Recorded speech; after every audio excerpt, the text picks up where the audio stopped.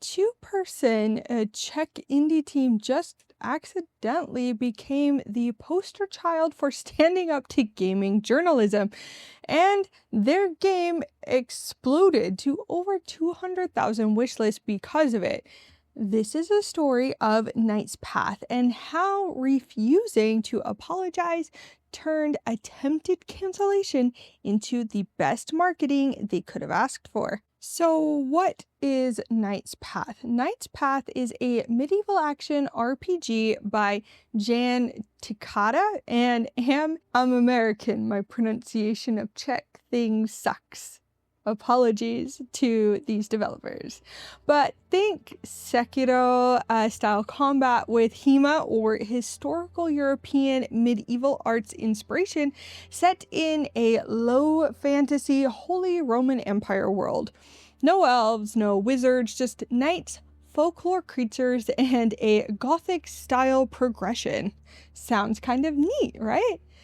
What's even really cool about this is they consulted historical experts for accuracy. Even Daniel Vavra from Kingdom Come Deliverance praised their chainmail work. There's even a free demo on Steam, by the way. If you guys want to check it out, I'll go ahead and link that in the comments. So, what happens? January 19th, the gameplay trailer drops. It looks great, people love it, and they even revealed Amelie, who is a romanceable female character. And here's where it gets interesting. The devs had polled their community earlier asking how players wanted female characters depicted. The options of glamorous won out. So they showed Amelie, beautiful, well-designed, actually attractive, not gooner bait material, right? But she's cute, she's pretty. She's not masculinized, she's not realistic in the modern gaming sense of the term, where, you know, female characters kind of look like they were designed by a committee. She was just your standard attractive woman that fits the setting of medieval fantasy. And the community response was overwhelmingly positive. This was what their audience wanted and what they asked their audience about, and they gave that to them. Right? Like, what a novel idea. I don't know. So the wish list started climbing. Then, January 20th, someone asked about LGBTQ plus representation, because of course they did. And the devs replied saying, "We care about gaming and fun, not modern agendas." And the internet did what the internet does best. It lost its ever-loving mind. Gaming, media, and the internet crazies went nuclear within 24 hours, and they came out with three main accusations. The first being, surprise, surprise, homophobia, right? Ignoring that this is 14th, 15th century feudal Christianity, where homosexuality was punishable by death, and the devs have made it very clear that they wanted to depict the period as historically accurate as possible, and as it was. Therefore, homosexuality in that game wouldn't really fit with the goal that they're trying to go for, right? It's not that, like, it didn't exist in the time, it just was very uncommon, very hush-hush. So, makes sense. Two, they were accused of AI slop, right? Critics spread fake screenshots showing AI-generated content tags on the Steam page, which turned out to be complete fabrication. The Steam page clearly states AI was only used for things like grammar checks, which I think is completely reasonable. We use spell check. Most people, me included, can't even spell anymore without spell check, so it would make sense that you would upgrade that and use AI for grammar checks. I don't think that's really all that bad. And then the third accusation was copying Kingdom Come Deliverance. Now, this one's actually hilariously stupid to me. Medieval history isn't copyrighted. The devs are Czech and of course were inspired by Czech history. This isn't a niche concept. Like, the gameplay appears to be completely different. You have first person versus third person, for example, directional combat versus Sekiro timing. Like, the devs even said that they love Kingdom Come Deliverance 2, but says the main inspiration is more Gothic 2, not Kingdom Come. Fair enough. And the best thing about this whole controversy, I guess you could call it, is that the devs didn't back down, and this worked heavily in their favor. For example, Wishlists increased by 5 times in one day. The trailer hit 29,000 plus likes, millions of views, and gaming influencers and the community in general obviously rallied around these developers in this game. Fellow indie developers came out in support. The team behind Aftermath Red Pine Lake, which is like an 80s horror slasher game, celebrated it, saying the tide is turning for developers, making attractive characters for their audience. And that's key, right? That's the key thing here.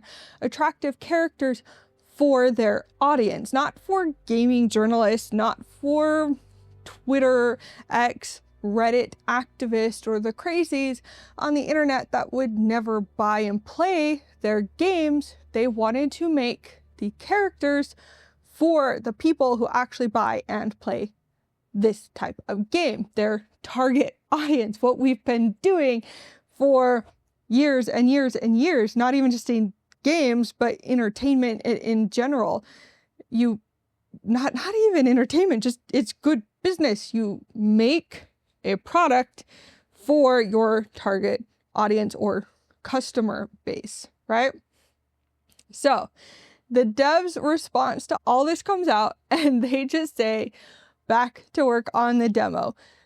No apologies, no corporate PR, just focusing on making their game, which is beautiful and brilliant. And here's why this worked.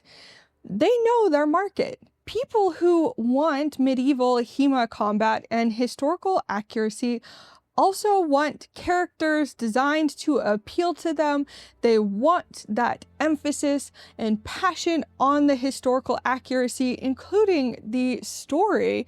You know, again, overall, LGBTQ plus was not a thing, was not accepted then. It would feel very out of place if shoved into a story to check some boxes. It was not designed by DEI consultants, and that feels very refreshing. They asked their audience, right? That Amelie poll was not an accident. They let their community decide, and their community chose glamorous. Then they delivered exactly that. They stayed on brand. Low fantasy through medieval eyes means depicting the period accurately, including the uncomfortable parts with the beautiful parts. The outrage mob ultimately becomes powerless when you do this. You can have the fake screenshots, the boycott calls, the guilt by association, all the stuff that we have seen for years and years and years thrown at these devs, and it failed. Ultimately, the gaming journalists and the internet crazies have lost their influence. Now, here's the contrast.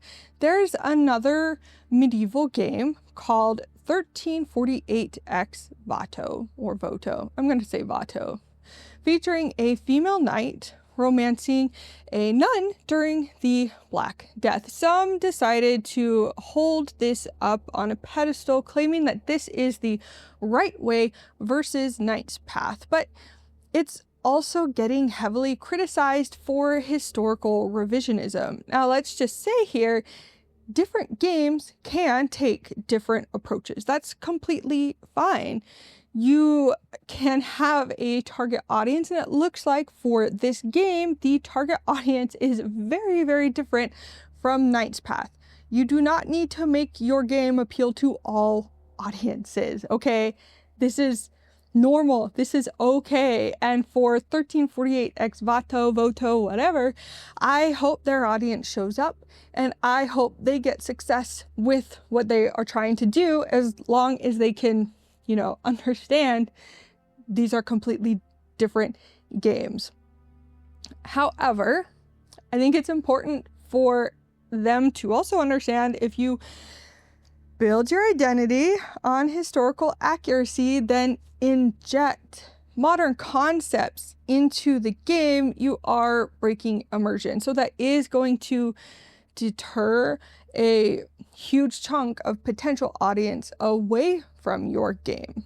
And when you look at Knight's Path, for example, they have committed to the authenticity and stuck to it. And clearly the response is showing that this is what is appreciated. This is what players want and are willing to support and hopefully pay for. So here comes the punchline. The game now has over 200,000 wish lists on Steam. And for a 2-person indie team, that's insane. And it just keeps getting better. On January 25th, Michael Dowse from Larian Studios of Baldur's Gate 3 fame jokingly asked, will I be able to romance the snails in this game? And the devs, who in just typical fashion, it seems for them, decided to reply with such a wholesome joke saying, unfortunately, we can't afford motion capture for bears or snails for such scenes. This is genius. I love it. Absolute cinema.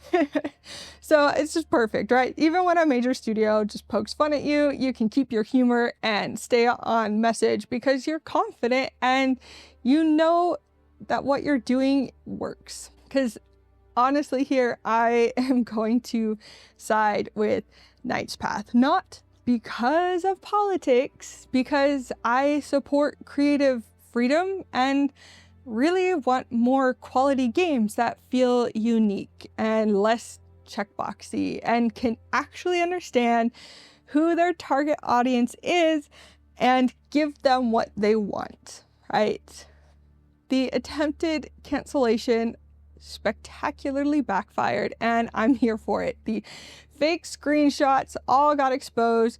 Kingdom Come Deliverance accusations were debunked, and the game hit 200,000 plus wish lists on Steam, which is fantastic. I love it. I am here for it. And guess what, guys? This is what happens when developers know their audience, stay true to their vision, and let quality speak. 2-person team stood up to crazies on the internet, and it appears that they have won.